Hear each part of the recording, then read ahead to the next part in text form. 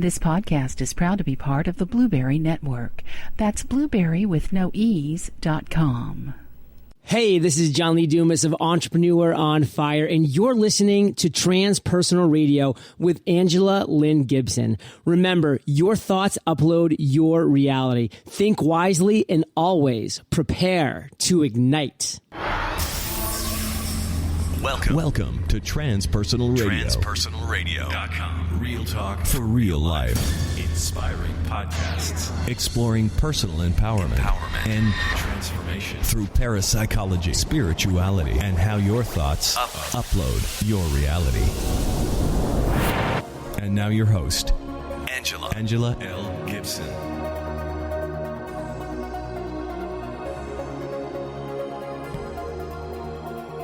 First of all, thank you for listening, and a big thank you to my loyal listeners who have stayed with me throughout the years. Welcome to all you new listeners.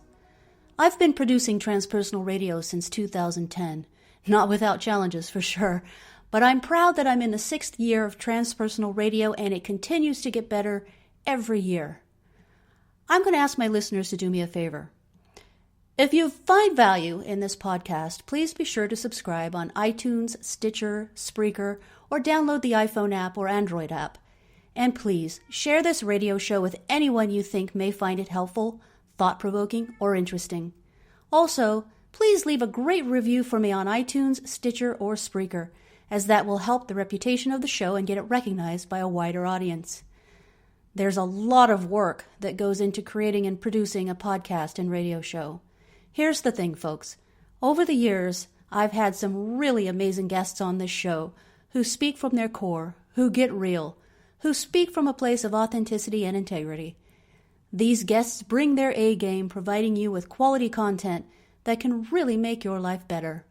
So by telling everyone you know about Transpersonal Radio and getting the word out, these guests really can make the world a better place.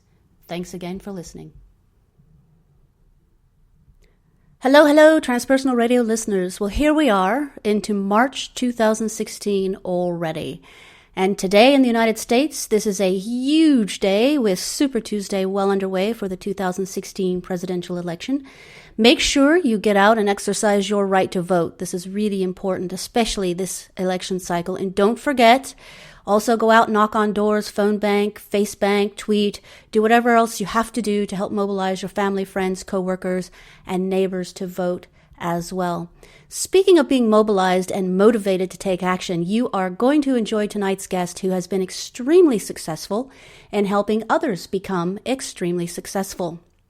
My guest, Richard Scott, hails from the UK and currently lives in Brisbane, Australia. Richard combines psychology, neuro-linguistic programming, and cognitive behavioral therapy with traditional and modern hypnosis to deliver a more effective solution to his clients at Mynd.Works Therapy. Richard's highly successful techniques are world-renowned with clients spanning over 30 countries, including celebrities, world champion sports athletes, members of royalty, X Factor finalists, members of government and special forces, soldiers, and even everyday people from all walks of life. As a mindset coach, clinical hypnotherapist, and psychotherapist, Richard has helped thousands of people successfully create and achieve their highest goals for personal and professional accomplishments and prosperity. His clientele over the last 10 years has ranged from 6-year-olds to 83-year-olds. If you suffer from stress, anxiety, depression, or panic attacks, or experience low confidence or phobias, or need to manage addictions, weight issues, or motivation issues, Richard is going to share some insight that will focus your mindset and change your life. Because of Richard's repeatedly proven track record, he has been featured prominently in local, national, and global press, and has also been interviewed in numerous times on various live radio. And tonight, I would like to welcome you to Transpersonal Radio. Richard, thank you so much for joining us. Thanks for having me. I want to meet this guy. He sounds amazing. He sounds incredible. And just think, he's on the show tonight. Yay. I'm listening. I'm definitely listening. So I grew up in East Anglia, Suffolk, near Bury St. Edmunds. So I always love to have folks from the motherland on my radio show. That's a real treat. Excellent. Yes. Let's start out by talking a little bit about your early childhood, Richard, and your transition from being what you describe as a painfully shy child to eventually building such a rewarding life. Wow. Yeah. Like you said, painfully shy child. I was always hiding around my mother's legs whenever she walked anywhere. I'd be clinging to her legs, really, really shy. Funnily enough, I was sitting down watching TV one day and I saw a Bruce Lee movie. You know, Bruce Lee, the Kung Fu guy? Oh, yeah. And I enjoyed every second of his confidence, the way the general style of his shows, his films. He's always usually like an outcast or a really shy guy, but he knows he's got this inner confidence and this inner talent. And I just loved the whole notion of that, being someone who's fairly quiet or introvert, but knowing you have this power inside you. At that point, I was 8 years old. I started learning karate, and I achieved a black belt by 13 years old. I was that obsessed with it. I loved every second of it. From that point onwards, I had this unique kind of almost like a kinship. I knew I had this power within me, this confidence within me. But outside, I was fairly reserved and quiet. I was a people watcher. Yes. Always very creative, but I was always watching people, seeing how they behaved, how they interacted. And it quickly led to me becoming quite creative. I always wanted to express something, whether it's artistic. And so my education led me down the design and creativity and arts design creative studies path. And I moved into advertising and marketing and persuasion. People often ask me, how did you get into what you do now? But my basic career was all about advertising, getting a message across to people, whether it's almost succinctly, very subliminally, or whether it's really big, in-your-face, powerful, descriptive words, hypnotic words. And I was really good at it. So I worked my way up to co-owning a design agency, working for global brands, getting the message across, like I said, sometimes very subtly or sometimes really powerfully in your face. I've basically made millions of dollars for other people. Wow. And I got to a point where it kind of became almost boring to me. I liked doing the job, but it wasn't really servicing anybody apart from giving them money. So I wanted to help people. I wanted to use my skills of persuasion to help people. Well, and you certainly have done that. I mean, you've got quite a list here with celebrities and X Factor finalists and members of government and members of royalty. I mean, it's It started off small. It started out a single startup business, me learning all about NLP, hypnosis, CBT, all of the kind of positive psychological elements, the modalities. And because I'm of that mindset, I like to study them. I like to really get involved with them. And I found a way of combining them. So like I said, I started off small. I based my office on the campus of a university. And I had the psychology department at the university coming to see me when they heard of some of the people who came to see me themselves. And I ended up treating some of the main psychology professors. Outstanding. And some of these people are like globally renowned psychologists. But the way I've combined certain elements, it's sparked something new in their minds. And then they then teach their psychology students. Fantastic. Wow. So let's get into that, because that's super exciting. Now, again, you cover so many areas, so we won't have time to address them all this evening. You'll have to come back on the show again. But I'd love to dive a little deeper into some of the more common struggles people deal with. And since we're right about the time where New Year's resolutions have fizzled out, let's start there. What's the psychology behind New Year's resolutions, and why do they stop working? I think it's resilience. There's usually a couple of answers. It usually boils down to you either haven't got a clear plan, or your plan seems too big, you haven't broke it down. So it's either the plan or it's a resilience factor. So the two main things that I teach people is plan it to death. Shoot for the stars, aim for a massive goal or an achievement, and then break it down into smaller, more achievable steps. If people have heard of in a business model, you would usually get a SMART set of goals. That would be something specific, measurable, achievable, realistic, and time-framed. It breaks down into that little abbreviation, that acronym. And it basically means you set yourself absolutely specific goals. You find out a way to measure them. This could be either the amount of dollars you're bringing in, the amount of weight you're losing. If it's to do with performance, it could be the speed that you're running or the distance that you're covering or how far you're throwing something. But whatever, you're trying to make it specific and measurable, and check that it is actually achievable and that you don't have to be superhuman to do it. Yes. It's got to be achievable and realistic so that you know you can achieve it. It may be way off in the distance, but you know when to break it down. You can do small steps in the right direction every day, taking action, and you know you're going to get there. And then give it a time frame. Say, by this time next year, I'm going to be doing this. By this time, 10 years down the line, almost like a business plan. See the bigger picture. Excellent. Shoot off into the distance, but then break it down. The resilience factor, the other prong of the fork, as it were, it's when something goes wrong. Let's say weight loss. You start on a regime. You might want to hit the gym, let's say 3 times a week. You might put yourself on a healthy eating plan. Notice I didn't say the word diet. Yes, thank it's you. It's a healthy eating plan. But something goes wrong. You either have a day where you feel ill, or a day where the gym is closed and you haven't managed to achieve that certain goal. And some people are in that mindset where, oh, crikey, this has gone wrong. Everything's going wrong. It's a big catastrophe. Oh, I'll never recover from this. They don't have that mindset to just to be resilient. Okay, I haven't been able to go to the gym today. I'm going to put in an extra 15 minutes tomorrow. Or instead of going to the gym, I'm going to do something else constructive instead. Something else that would work maybe towards my goal. I might do some research if it's to do with weight loss. I might figure out a new form of healthy eating. Just some form of forward momentum that's not necessarily what you planned. Just keep on going, keep on pushing. But some people find that hard and they catastrophize over it. If something goes wrong, they don't have that resilience. So there's the two main things that why goals don't actually become reality. That's fantastic. And, I can relate because for myself, I have a tendency to have a 30-item to-do list. I get completely overwhelmed.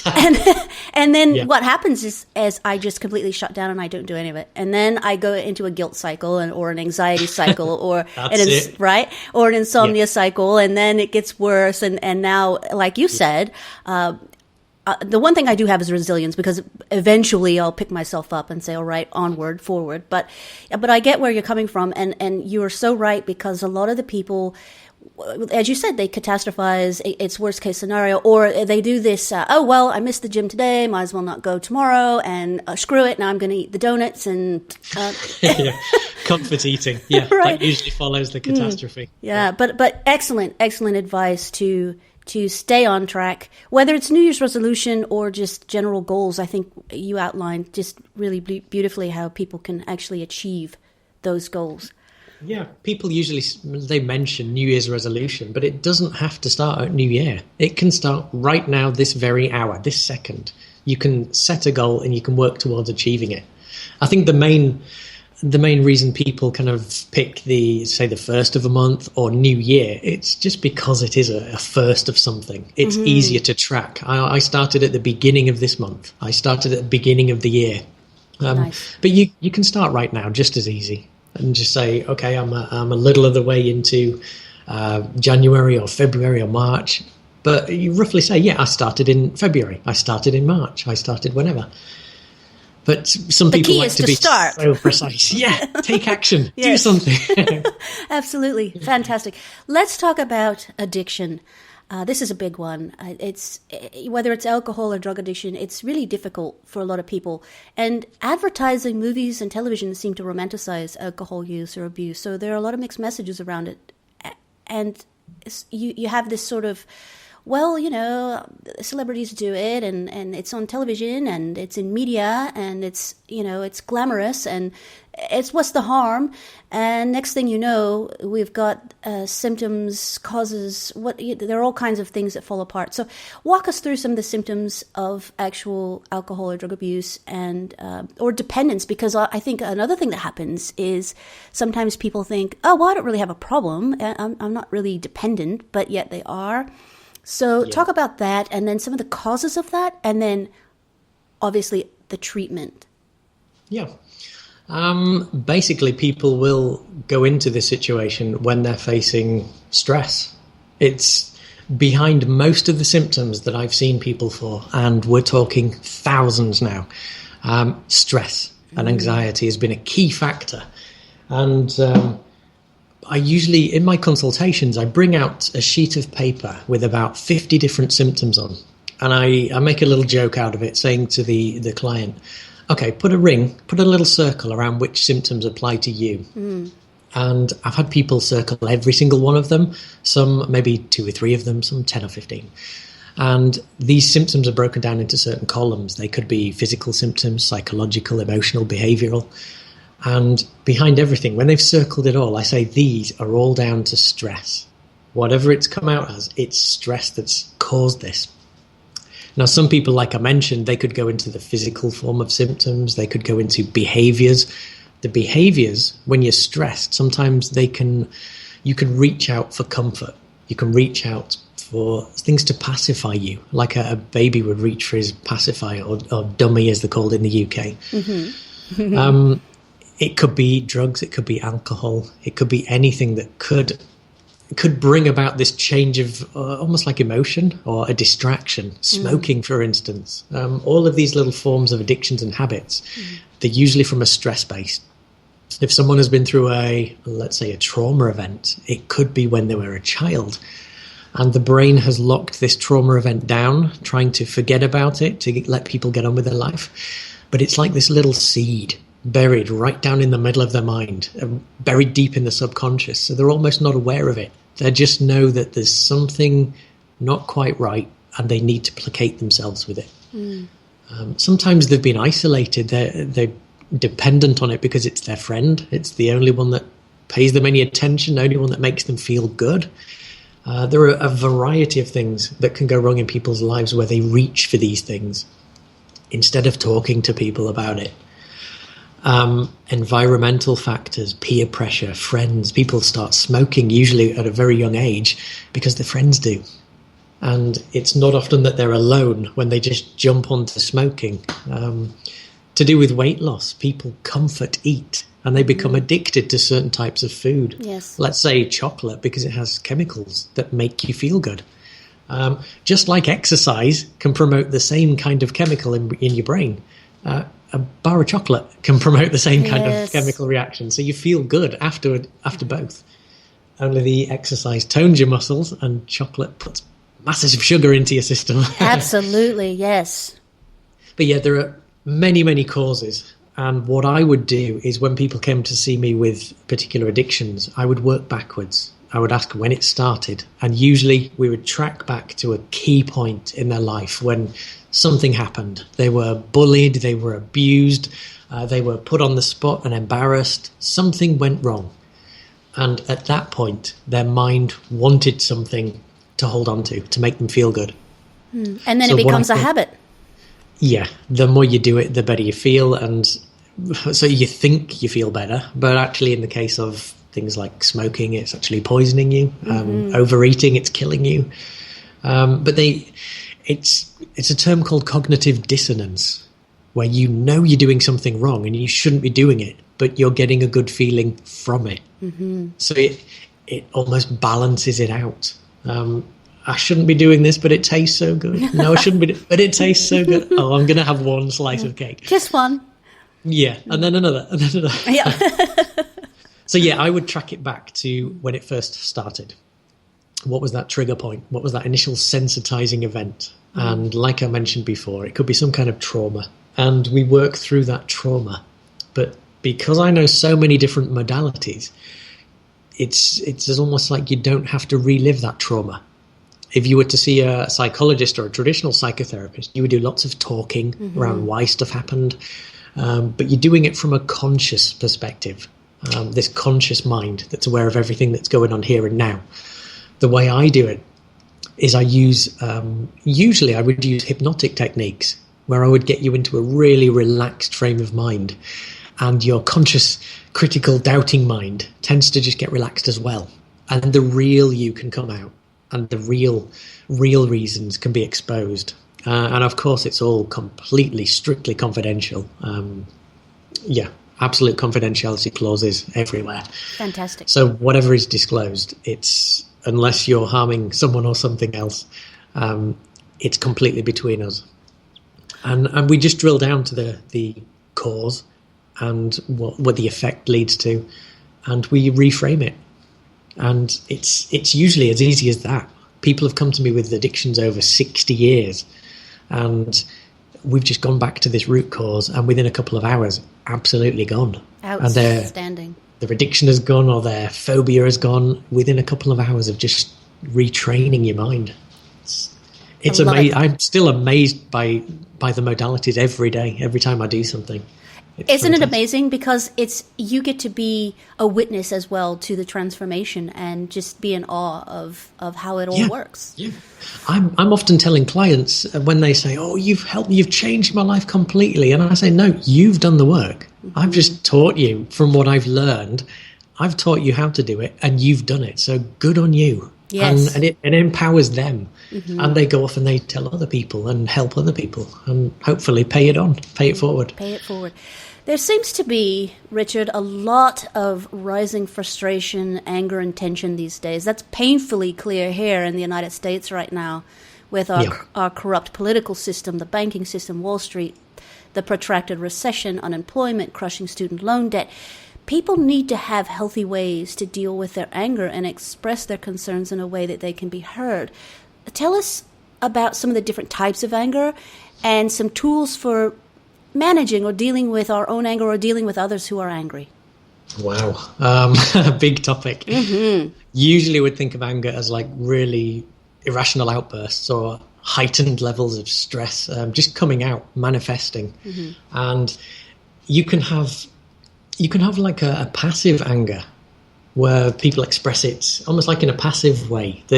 Something happens, they bottle it down, and then later on they react somehow, and that can really affect relationships, that one, where you don't actually react in the situation. Mm-hmm. Maybe you're not confident enough to be assertive in that situation, so you bottle it up, and later you react on someone that you trust or someone that you love. And it's not directed at them, but they take it as if it's directed at them. Mm-hmm. And that's quite often how relationships break down. You can be overly stressed and just become overwhelmed, almost have a breakdown when too much is going on, and you just become angry at everything. When you face situations like guilt, something happened, you feel really guilty. You can be angry at yourself. And that can spiral into self-sabotage, self-harm, anxiety and depression, even suicide. This anger it's a really vast subject. Mm-hmm. So many environmental factors. It could be somebody driving in front of you that brakes too hard, and you don't see that they've nearly hit that old lady that was crossing the road. All you see is that they've stopped in front of you and you've nearly hit them. So you're blaming them for all your anger. You're venting it at them, mm-hmm. but they've actually done something that's good. They've not run over somebody. Right. But you personalize it, and then you either personalize it or you just vent it at everyone and everything, mm-hmm. and throw it out. It can just lead to aggression, this hostility, verbal or physical. You can become really tense and like physically overwhelmed. So let's say you're dealing with someone like that. Someone's in your face, or you're dealing with someone who's either passive-aggressive or outwardly aggressive. How would you manage that in the moment? Usually you would try to detach. You would try to... I've got this talent of seeing things from other people's perspectives. I always have. And if somebody is really angry or venting, they're usually not venting at you. Unless you know you've specifically done something wrong to them, then right. Of course, mm-hmm. you take the punishment. Right. But no, if they're really angry, just think to yourself immediately, where is that coming from? What's happened to them to put them into that state? Because it may just be that they've stubbed their toe on something and they've walked around a corner and they've seen you and they're really angry because they've stubbed their toe on something. Yes. So try as hard as you can just not to react. Mm-hmm. Detach from the situation and take the emotion out of it. Think logically. Emotions, they're great when they're working well. But there's also the bad emotions, the anger, the guilt, the frustration, sadness, sorrow. And they lead to a whole heap of different symptoms, anger being one of them. Mm-hmm. So this person is fighting a battle you don't know about. So if you go up against them with anger, you're like two fists coming together. There's just no resolution. You're hitting your heads together. Right. It reminds me off the top of my head of the martial art Aikido, where an opponent's aggression is used against them because you basically go with their flow and direct them in a different way. And it's the same with anger. You can not let it hit you, but you can realize that it's not there specifically pointed towards you. And in a way, you're kind of sidestepping. You're thinking, okay, this person's in some kind of strife. Let me help them. What can I do to resolve it? They might just need somebody to talk to. Quite often that's the case. If something else is going on, you can help them seek professional help, or, like I said before, just having someone there to talk to, knowing that they've got some kind of support system. Mm-hmm. It can often diffuse the situation. If it goes physical, just get out of there. Right, absolutely. Even as a martial artist, we're taught, just get out of there. Mm-hmm. Do what you need to do, but just get out of there.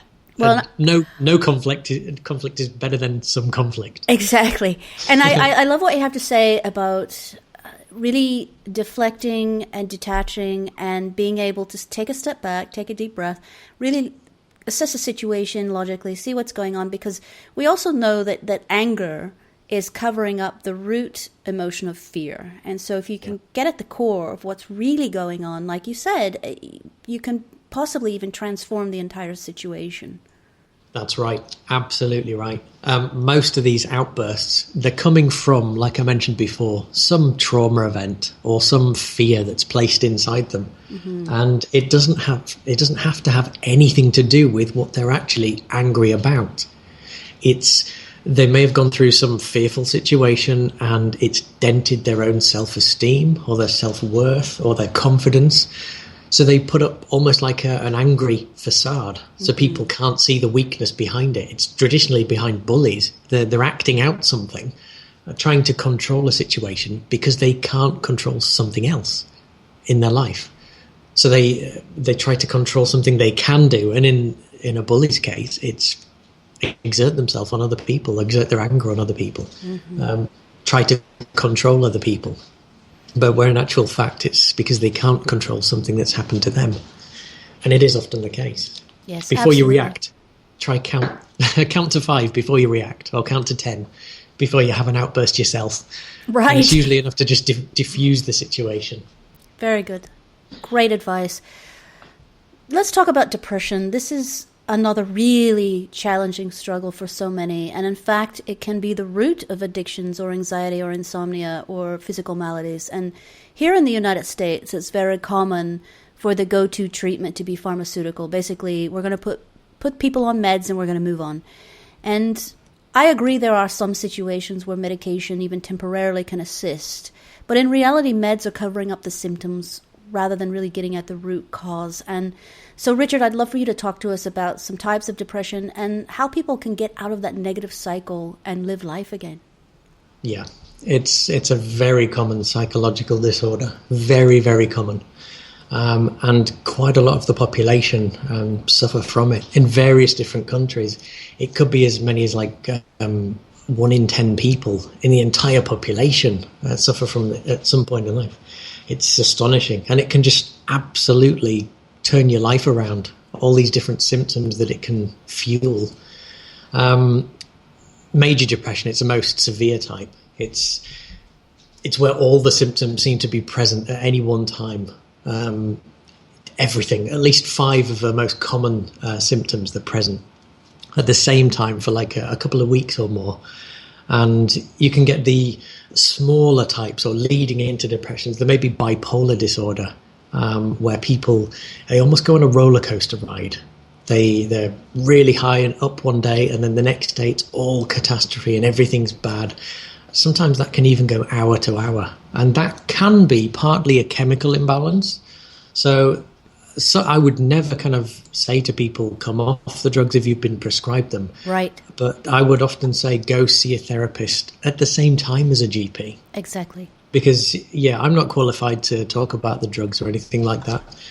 I just know I've read the packs, and the packs say, this could treat depression, but it will also give you these 14 other symptoms. Right, exactly. Oh, dear. That would ring alarm bells in my mind. No doubt. But I've had people come to see me with depression who have had it for decades, and they've realized that it's because they've gone through similar traumatic experiences when they were younger. And once we've dealt with those, they've basically gone back to their GPs and taken themselves or weaned themselves off the medication. Wow. So it could be like a major depression, or it could be slightly creeping into depression, manic depression, or just depressive episodes. Postnatal depression, that's one that it's not very commonly spoken about, but it's something that, people can go on and kill their babies because they're suffering from it. Mm-hmm. And it's usually those women don't think they have this kind of support, or they become overwhelmed with everything, all these emotions. I mean, it's one of the most emotional times in a woman's life, Absolutely. if not the most emotional time. Mm-hmm. And there has to be more of a highlight around that. There's got to be some kind of support system there, a big support system, to say to women, it's okay to talk. It's okay to feel like this. You're not going to be labelled. Yes. It's a psychological disorder. It can be helped. Mm-hmm. But people tend to hide away. Right. And I've found since moving to Australia, the general consensus, especially with males over here, they're all fine. It's all good. We don't need to talk about anything. It's all, brush it to the side. But there's something like a 1 in 10 people with depression actually commit suicide over here. It's a massive suicide rate. Wow. And all down to depression. So I'm hoping to kind of dive into that realm and put out some handy hints, tips, and blog posts around that, and just get the word out around Australia. That's great. That's something that's so needed, and so yes, good on you for doing that work, because people need to be, as you said, they need to know that they have a safe space to be vulnerable, that they can say that, hey, things aren't great. And part of the struggle with depression, though, is when people are in depression, it's really difficult for them to even reach out or to seek help. So. Yeah, you lose your appetite, you lose your sleep patterns, you usually lose energy. You just feel constantly pessimistic. Nothing's going to change. It's this catastrophe cycle, this resilience or lack of resilience, and it builds into this psychological disorder. But you take even the tiniest step towards some kind of goal, and it just starts this momentum. Yes. Tiny steps every single day, and having some kind of support system. Yes. I mean, people who aren't qualified to deal with depression, friends and family, they can still just be there for you. Right. And if you... I would ask sorry to interrupt. I was just going to say, I would ask that because people, when they're suffering from depression, are oftentimes just completely helpless, really, that I would ask friends and family to take note and to intercede and to seek out, even talking to you or talking to someone to make that first step for their loved one. Yeah. What I was going to say is, if people aren't qualified in talking about depression, sometimes just being there. Mm-hmm. I mean, if you know this person, if you're a friend or it's a family member, you can see a change in their behavior. You'll know it. Yes. And they'll usually become isolated or withdrawn. Just be around them. Do things for them. Sometimes without even asking. Just pop around, see how they're doing. Maybe do some housework or washing up for them. Just having somebody around. It usually makes people feel better. Even if you're not talking about the depression, maybe ask them to come out with you for a walk. No strings attached, nothing untoward or anything. Not mentioning the subject, but just being with them, interacting with them. Because it's a common fact that you tend to take on some of the personality traits of the people who you spend your time with. And it's why, especially in the entrepreneur field, you surround yourself with the 5 best people that you can, the 5 most motivating people you can. And you tend to soak in their energy. Now, just being around people in that low state, you can provide some of that energy. You can give them different things to look forward to. Even if it's not specific help with the depression itself, it's just a change. It might be a distraction from their mundane everyday existence. And just that little step in the right direction can spark this huge momentous change. So just help people, be there for them, support them. Fantastic. Let's talk a little bit about phobias. Now, we've got some really common phobias, we've got some really strange phobias, and there are a lot of approaches to handling phobias, even looking at past lives and karmic patterns. But regardless of the cause, do you have a way to help people break through these crippling fears around phobias? Yeah. It's something that can be done very fast. I've broken through a phobia in about 20 minutes before. Wow. Actually, no, 15 minutes. A little 6-year-old girl, chronically afraid of spiders, absolutely petrified, would almost be sick when she thought of spiders. And this is a 6-year-old girl. So we found out that this had come from transference, because her mum and her sister were the same. Not quite as bad, but every time a spider walked into the room, mum would be petrified, sister would run around screaming. The little girl thought that was the behaviour, and she became petrified. So a phobia started. I told her what was basically a bedtime story. And I gave her mum this bedtime story just to tell her over the next couple of days. And it basically reframed this notion of a spider into this little cartoon character that was lost and lonely. And it wandered into your room day or night, and it was looking for its mum. It was just really lost. And then just to imagine this spider walking in really sad and lost. And maybe this spider had Wellington boots on, the welly boots for splashing in puddles. Yeah. Or one of them was missing. So he was looking for his wellies and he was looking for his mum. And I just basically got this spider and reframed it into this emotional, almost like you feel sorry for them. And the little girl was, oh, yeah, where's the spider's mum? Let's go help the spider's mum. And she took on that kind of mindset. And a couple of days later, after seeing this girl for 15 minutes, I got a call from my mum. She called me and said, she's actually out in the garden now. And she's playing with this little money spider, letting it run around on her hand. Wow. And it's those kind of moments that just get you. And you think, yeah, I've helped that person. And just by the fact that she's now not afraid of that, it might help her not be afraid of other things. And to realize that sometimes if you just change the way you think about things, the phobia can break down on itself. And the little girl's doing really well in school. She's just fantastic. Yay. That's wonderful. So it's sometimes these things just need reframing, because phobias definitely, they've usually come from a trauma event or transference. And sometimes you don't know why you're afraid of these things. But if you can just reframe and again, take the emotions out of it, step back and just look at it, how this tiny little spider's running across the room. Why are you freaking out? Right. I mean, if you're really cruel, you could go step on the spider, but you don't want to. You just want to help it. Get a glass over it.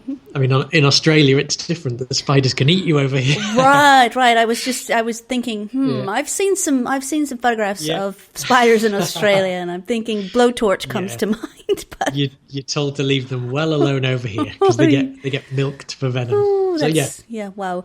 But that's the difference between a fear and a phobia. A fear keeps you alive because you are in danger. A fear is healthy. It's self-preservation. A phobia is when you react over the top and sometimes you don't even know why you're doing it. That's the difference. That's a great distinction. Yeah. So, Richard, what advice can you give to someone suffering from low self-esteem or low self-confidence? Wow. Determine the difference between them. Because there is a difference between self-confidence and self-esteem. If you imagine self-confidence as being almost like a superhero cape that you can put on, or a suit of armor that you can put on, you can wear this confidence whenever you need to, and you can take it off when you come home again. Self-esteem is how you estimate yourself. It's how you rate yourself. And that's the one that can be... or it can happen as like a knock-on effect from something when you were young. Most of these things come from when you're young, where you haven't been able to do something properly or not as well as you think you should have, or somebody's said something bad to you, and you start believing that you're not this worthy person. You're not as good as this person. You start comparing.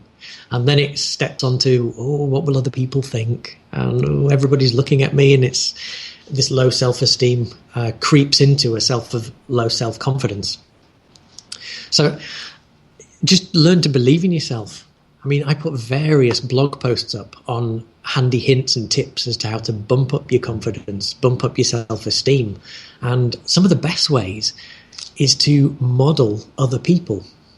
Get a picture in your mind of someone who has successfully achieved what you want to. And whether that's something, in the sporting arena or something in a business arena, see how they've done it. Maybe they've written a book, so go read the book and then see exactly how they've done it, the decisions they've made. And one of the exercises that I get people to do is imagine stepping into that person's body and running through life as if you were them, almost like acting as if you were them, and see how they say things, how they do things, the reactions, how assertive they are, and go out into the real world as an actor. Take on that persona. You are really you, but you're just acting as they would act. And sometimes that is enough just to give you that little breakthrough that you need to go on and perform, or to beat your previous record. In the case of world champion sports stars, that was the case. I love that. The celebrities and the X Factors, usually what I do is I get them into a really calm mindset. And you can usually put them into this state of calmness and have them remember something that was absolutely fantastic feeling, and you can lock it in with a physical movement. Usually ones with the singers, the performers, I get them to nip their finger and thumb together. And when they do this physical action, it takes them straight back to a massively powerful, good memory that they've had throughout their life. So as soon as they do that physical movement, wherever and whenever they are, their brain instantly kicks into this motivated, good feelings flooding their body. It's like a play on muscle memory. Yeah, it is, exactly. Mm-hmm. And when they hold a microphone, they're nipping their finger and thumb together. So it's perfect for when they're singing. They go into this state of feeling fantastic, and they go out and perform. I'm sure you've heard of the British singer Robbie Williams. He had hypnotherapy to do the same thing. Nice. Because he had really low self-esteem. He could walk out onto stage and perform to millions of people. But as soon as he came off the stage, it's like he didn't realize who he was. He didn't think he was worth anything.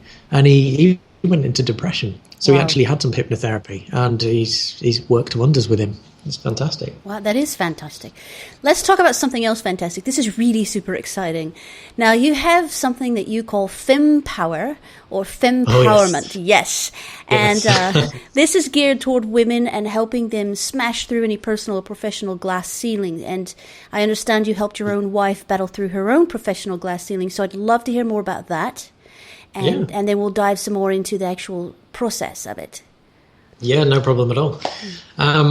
Yes, the majority of my clients back in the UK were women. They were of a certain age bracket, and they were corporate women. And they, whether through low self-esteem or low confidence, or whether they'd just come back to work after having a baby perhaps, or whether they'd just run into some kind of blocks at work. It could be sexism, or it could be just people not treating them how they should be treated, as equals. And these women were coming to me facing all these different kind of difficulties, and I knew I could help them. And I did go through step-by-step processes to help each and every one of them. But then it happened to my wife, and that's where it really hit home. I thought, I've got to do something about this. And she never kind of came to see me on a professional level, but she was always aware of what I was doing, how I was treating people, the suggestions that I would give to people. Mm-hmm. And when my wife went back after having our little girl, she was treated as a mum. Instead of going back, and she was in a senior management level, so she was a power woman. Mm-hmm. She went back and was seen as the mum. Oh, you've got different priorities now. We're not going to give you this work. We're not going to trust you to do these big projects. Wow. And little by little, it just really badly damaged her confidence, her ability to do things, her self-esteem, like we just spoke about. And I saw the signals, and I saw her start heading towards depression. I thought, no, we've got to nip this in the bud. So I came up with this package that I now offer to people. It's FemPower. That's the name I've come up with it. And it's all about empowerment for women. And it basically teaches you how to de-stress, lose the stress and anxiety, lose the emotional baggage, lose any symptoms that come from the emotional baggage. And they can be obsessive compulsions, or they can be weight symptoms, or smoking addictions, those kind of things. It then goes on to boost your confidence, your self-esteem, then goes on to boost any kind of assertiveness, body language, leadership skills, smart goal setting, motivation, and then balances it out right at the end. So you then create your own work-life balance. And I've tailored it into this kind of 8-week package. And yeah, I just want to empower as many people. And I put the idea out in Brisbane the other day, just a couple of days ago. And I've already got 59 women signing up to it, saying they're mega interested in this. Outstanding. So I know and I've been interviewed all over the world now with this kind of package. I just want to help as many people as I can. That's so wonderful. And now, correct me if I'm wrong, though. I read through this before interview, and I have to say, you have some sage advice around the concept of FemPower that's actually great advice for men as well. So I know it's geared toward women, and of course, FemPower. But when I was reading it, I was like, well, this actually could apply to men and women. Yeah. It's mostly the advice I give. It's common sense. It really is common sense. But when you're seeing something from, let's say, an emotional point of view, the emotions can get in the way of that logic. And that's what I've found through the different modalities that I've combined. The logic part comes from the CBT, the Cognitive Behavioural Therapy, where you clearly understand that A leads to B, leads to C, and you see this logical progression. And you usually determine that the emotions are the things that are leading you astray. So you take the emotions out of it, and you can apply it to anybody. But I focused on the women stuff because, particularly with my wife's case, it was when she went back after having the baby, and so there's the likelihood of any kind of postnatal depression or stress or influx of emotions because of the pregnancy itself, or latent emotions after that kind of period where the women are transitioning back into work mode. And so they don't necessarily want to leave the baby. They're thinking that, oh, I'm a bad mom, I'm leaving my baby. Right. But I also need to return to work to fuel whatever I'm interested in. So they have this kind of yin and yang fighting in their own mind. So when they iron out all the stress, release all the emotional baggage that they're pent up, and they see that, yeah, you're a fantastic mom, you're doing amazing, but you can also be this person as well. And you can learn to balance out your time, become more productive, which means you can work faster and learn faster.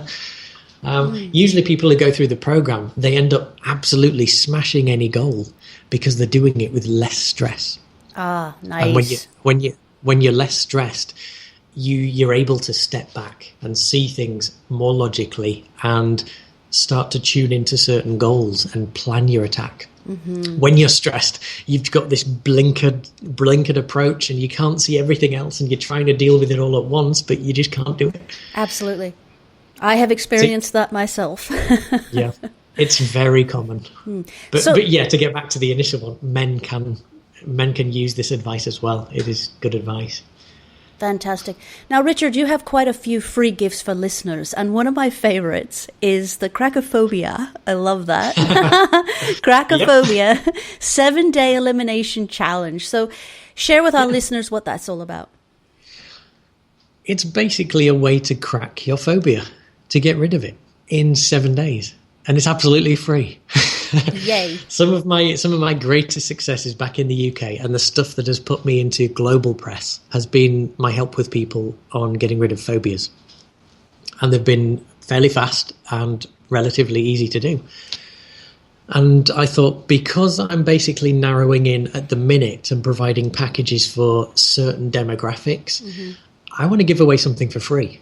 So, and I didn't want it to be just well, I do give away the smaller things like MP3s and e-guides and stuff, but I wanted it to be big and really meaningful and global. So I thought, Crackophobia, 7-day elimination challenge. You sign up for it. It's absolutely free.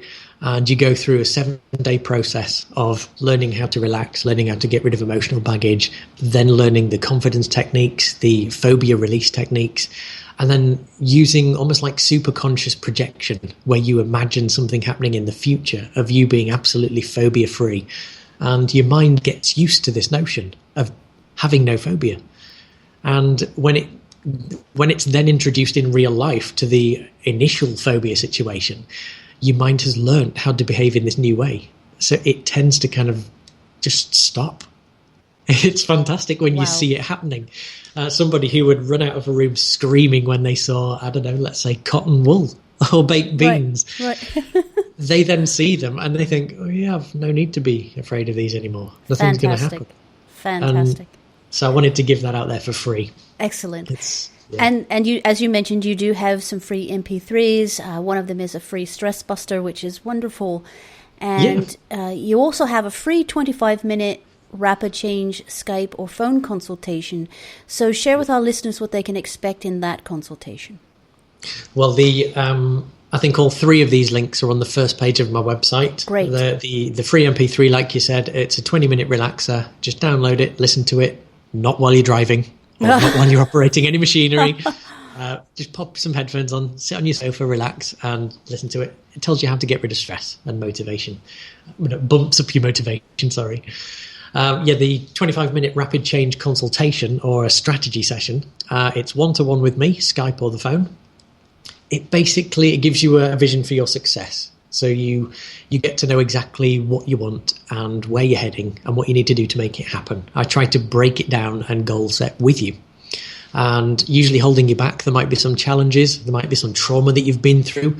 I'll be able to identify that and say, yeah, that's the cause of some emotional baggage. And that can lead to this and lead to this, and that might slow you down. And basically, I'll tell you off the top of my head how you can change it. I'll give you any hints, tips, or advice I can. And obviously, if you want to go ahead and make some of the changes, you may have to book in with me. But often, people just take the advice, run with it, and they already start to change. It's fantastic. So if people have deeper rooted issues, of course they can come and see me. But if I can help you just get your life on track, and just by the advice I'm giving you, then hey, I've helped someone. I'm giving out that kind of karma, and hopefully it may come back. Excellent. But you basically speak to me, you get to know what you want to do, how you want to do it, and we make an action plan. And then you can go off and do it, or you can get my help to go off and do it. And that's free. Outstanding. Okay, so for those who really resonated with you tonight and your message, Richard, how can they reach out to you and find out more about what you have to offer? The easiest way is to visit my website. That is www.mind, and that's spelt MYND, Mynd.Works. It's one of the crazy new suffixes, so it's not .co.uk or .com, it's Mynd.Works. And you will basically find everything on that website. There's links to the FemPower, there's links to Crackophobia, there's the free consultation, there's the free MP3 download. The blog section is packed, absolutely packed with hints and tips and freebies. I just want it to be a website that just gives value left, right and centre. And if it helps change your life, tell me about it. That's all I ask. Fantastic. And if you need some help, I'm here to help. Well, Richard, I so appreciate you spending time with us this evening. And as I mentioned, we barely scratched the surface of all of the wonderful information and insight you have. So I'd love to have you on the show again in the future and kind of dive into some of the other topics we didn't even begin to talk about tonight. But again, thank you so much for being here. Absolute pleasure. My pleasure entirely. Transpersonal Radio listeners, make sure you do go visit Richard's website. I will make sure to include that in the show notes so that you can find that and take advantage of the free Stress Buster MP3 download and check out the 7-day elimination challenge for Crackophobia if you have any phobias you want to get rid of.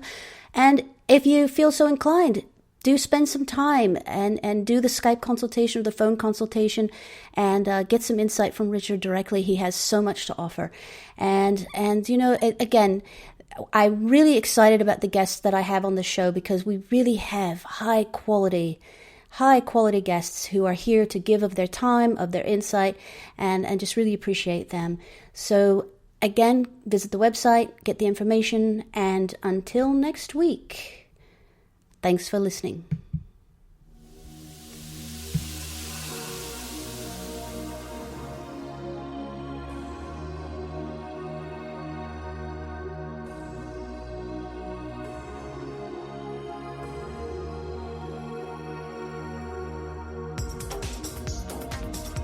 Thank you for listening. Transpersonal Radio.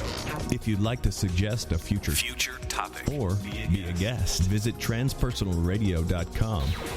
Call the hotline at 619-800-6057 or like our page, facebook.com/transpersonalradio.